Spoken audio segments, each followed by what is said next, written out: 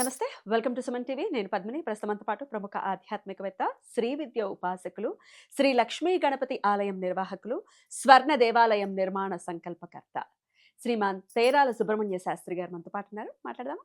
నమస్కారం అండి. నమస్తే తల్లి. దానాల్లోకెల్లా ఉత్కృష్టమైనటువంటి దానం అందరికీ తెలిసినదే అన్నదానం.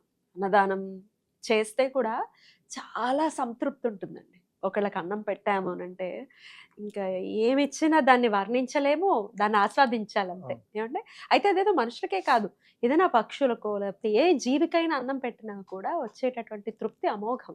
ఏమిటి అన్నదానానికి ఉన్నటువంటి ఈ వైశిష్ట్యం? అన్నపూర్ణమ్మ తల్లి కృపగా ఖచ్చితంగా మనం భావించాలంటే మనకు ఆ స్ఫురణ రావటం, ఒకళ్ళకి అన్నం పెట్టాలి అనుకోవటం. ఒకసారి చెప్పండి దీని తప్పకుండా. గురించి. అన్నదానము అనేటువంటి దాంట్లో అన్నం పరబ్రహ్మ స్వరూపం అని అందరు పెద్దలు మనకు చెప్తూ ఉంటారు. ప్రతి కార్యక్రమంలో ప్రతి చోట చాతనైనంత వరకు ప్రతి వాళ్ళు దేనికి విరాళాలు ఇచ్చినా ఇవ్వకపోయినా అన్నదానం. అన్నదానం అనగానే వాళ్ళు మేము భిక్షకి పిలిచినప్పుడు వాళ్ళు మనకేమో పేరుకు అన్నదానం వాళ్ళని అందరినీ రమ్మని చెప్తాం. కానీ భక్తులు వాళ్ళకి తోచింది వాళ్ళు మనం అడక్కపోయినా వాళ్ళు హుండీలో వేసి వెళ్తుంటారు. ఇక్కడ నాకు అనిపించింది ఏంటంటే అన్నదానం యొక్క పుణ్యం ప్రతి వాళ్ళకి మనం కొత్తగా ఏం చెప్పక్కర్లే, అన్నీ తెలుసు. అయితే అన్నదానం యొక్క విషయాన్ని ఇప్పుడు ఎందుకు ప్రస్తావిస్తున్నాను, అన్నదానం చేస్తే వచ్చేటువంటి దాంట్లో ఫలితం ఏమొస్తుందంటే, సాధన చేసే క్రమంలో నేను యాత్రలు చేస్తూ ఉన్నాను. కరవణ సత్రం కోసం చెప్పి వెతుకుతున్నాను. ఇటువంటి సమయంలో శ్రీశైల క్షేత్రంలో కరవణ సత్రం అంటే నాకు నిజంగా చెప్పాలి అంటే అసలు అద్భుతంలో ఇట్లాంటి అద్భుతం కాదు. వాళ్ళు మన ఇంట్లో మనం వడ్డన చేసి ఇవన్నీ చేయాలంటే కూడా చాలా కష్టము. అక్కడ ఉండబడేటువంటి ఒక స్టాఫ్, మెయింటెనెన్స్, వాళ్ళు పెట్టే విధానము, ఇప్పుడు మీతో మాట్లాడుతుంటే కూడా వేడి వేడిగా అన్నము, అరిటాకు, అద్భుతంగా సాంబార్ వాసన, అస్సలు దుమ్ము లేచిపోయే విధంగా అసలు ఆకలి చేస్తూ అసలు అన్ని మర్చిపోతాం. 2 రోజులు నేను శ్రీశైలంలో ఉంటే నా పక్కన కూర్చున్న వాడు అంటారు, గురువు గారు రోజు మీరు అసలు ఇంత తినరు కదా, ఏంటి అసలు ఇస్తరు మొత్తం నాకేస్తున్నారంటాడు. అంటే వాళ్ళు అసలు మజ్జిగ కూడా మన ఇంట్లో పెరుగు పోసినా కూడా ఆ తృప్తి రాదు. వాళ్ళు మరి ఆ కరవణ సత్రం వాళ్ళ వ్యవస్థ ఇంకా అద్భుతంగా సర్వీస్ అందించాలి. కొన్ని క్షేత్రాల్లో ఇస్తున్నారు. ఆ కరవణ సత్రానికి ధీటుగా నేను ఎన్నో క్షేత్రాలు ఎన్నిటికో వెళ్ళినాను, కానీ ఆ రకమైనటువంటి ఒక మెయింటెనెన్స్ రాలేదు. పెట్టే దాంట్లో ఏంటంటే వాళ్ళు వచ్చి కూర్చుంటున్నారు, అమ్మవారు వచ్చి కూర్చుంటుంది అనే దానికంటే ఆ సంకల్పకర్త ఏదో ఒక రకమైన మరి ఆ ప్రేమను వడ్డిస్తున్నాడేమో ఉండేటప్పుడు. మాత్రమే సాధ్యపడుతుంది ఆ వ్యవస్థ మొత్తానికి కూడా. అక్కడ స్క్రీన్ పెట్టుంటుంది, కొన్ని వందల వేల లక్షల రూపాయల విరాళాలు వస్తూ ఉంటాయి. నాకు అనిపిస్తుంది అక్కడ పెట్టే స్వీట్ హాట్ తిన్నటువంటి వాళ్ళు అక్కడికి వచ్చి కూర్చునేటువంటి దాంట్లో ఒక సిస్టమ్ ప్రకారం వాళ్ళు పెడుతూ ఉంటారు. ఇది వచ్చిన తర్వాత ఎన్నో లక్షలు వస్తూ ఉంటాయి, మనకు పెడుతున్నారు, దాంట్లో విచిత్రం ఏంటి అనుకుంటాడు. 2 గంటలు వాళ్ళు మెయింటెనెన్స్ తీసి పక్కకు పెట్టి అన్నవాడిని నువ్వు మెయింటైన్ చేయరు ఒక రోజు అని చెప్తే అది సాధ్యపడే అర్థం కాదు. స్వీట్ హాట్ అన్నీ అసలు ఆ పచ్చళ్ళు కూడా అద్భుతంగా ఉంటాయి. ఇక నేను మీకు ఇచ్చేటువంటి ఒక ఈ అన్నదానం గురించి చెప్పేది ఏంటంటే, అది తరతరాల పాటు ఊహించటానికి వీలు లేని విధముగా ఆ వ్యక్తికి సకల విధములైనటువంటి ఒక భోగభాగ్యాలు 100% వచ్చి తీరుతాయి. అన్నదానము చేయటం ద్వారా, అన్నదానం పేరుతో డబ్బులు వసూలు చేసి పెట్టకపోతే కూడా రౌరవాది నరకాలు అంతే వస్తాయి. బాబోయ్, నిజం. ఈ అన్నదానాన్ని చేస్తే ఏం జరుగుతుంది అంటే, ఒక సందర్భంలో నా జీవితంలో అన్నదానంలో ఎందుకు అంత ప్రాముఖ్యత వచ్చింది అని చెప్పేసానని నేను గమనిస్తే, ఆర్థిక పరమైన అంశాలలో బాగా సతమతమవుతున్న సమయంలో అన్నదానం జరిగే చోట ఎవరైతే కందిపప్పు ఇస్తారో అక్కడ ఒక 10 కేజీలు తగ్గకుండా కందిపప్పు పంపిస్తే 11 కేజీలు అట్లా ఇమ్మీడియట్లీ వాళ్ళకి ఆర్థిక సమస్యలు చక్క తీరిపోతాయి. కుజుడుతో రిలేట్ అయ్యి అద్భుతం, అద్భుతం 100%. అందులో వాడే ప్రతి పదార్థము కూడా తృప్తినిచ్చేటువంటిది. ఎప్పుడైతే ఒక వ్యక్తి తృప్తిగా అన్నదాత సుఖీభవ అన్నాడంటే ఒక్కడంటేనే చాలు. ఒక గుడికి వెళ్ళి ఒక అయ్యగారు నువ్వు బాగున్నావు అని అంటే, ఇక్కడికి వచ్చేసరికి ఏముంటుంది, అన్నదాత సుఖీభవ సుఖీభవ. అంటున్నాడు.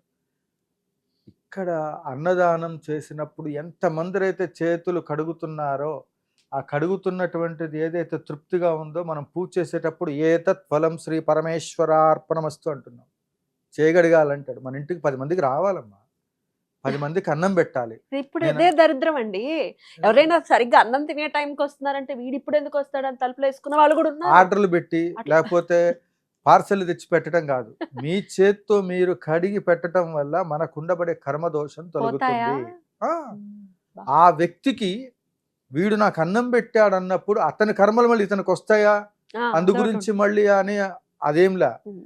అతని కర్మదోషం ఎలా ఉన్నప్పటికీ కూడా నీకు అన్నం పెట్టినందుకు కాను ఆ చేయి కడిగిన సందర్భం మన ఇంట్లో చేయగడగాలి. వేద పండితులకి నేను ఎప్పుడు మన ఇంటికి ఎంతమంది పండితులు వస్తారా, వాళ్ళకి ఎంతమందికి భోజనం పెట్టాలా అని నాకు ఎంత సంతోషం అనిపిస్తుందో అది వర్ణించడానికి వీల్లేదు. అలా కడిగినప్పుడు ఆ చేయి కడిగినటువంటి వాళ్ళ యొక్క పుణ్య ఫలితం ఏదైతే ఉందో ఆ ఇంటి యజమానికి శ్రీరామ రక్ష. అంతే. మొన్న యాగంలో మీ గుడికి వచ్చినప్పుడు కూడా చూశాను. వచ్చిన వాడికి వచ్చినట్టు పెడుతూనే ఉన్నారు. 4, 5 అయిపోయింది, అన్నం ఉందంట, ఉంది రండి తినండి అని. కంటిన్యూషన్.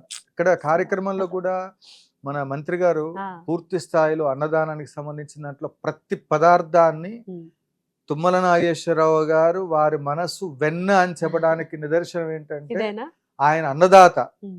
రైతులకి సంబంధించినటువంటి వ్యవసాయ మూలకంగా, రాజకీయంగా, భక్తిపరంగా అన్నిట్లో కూడా మా తుమ్మల గారు రాజే, మనసున్న మహారాజు.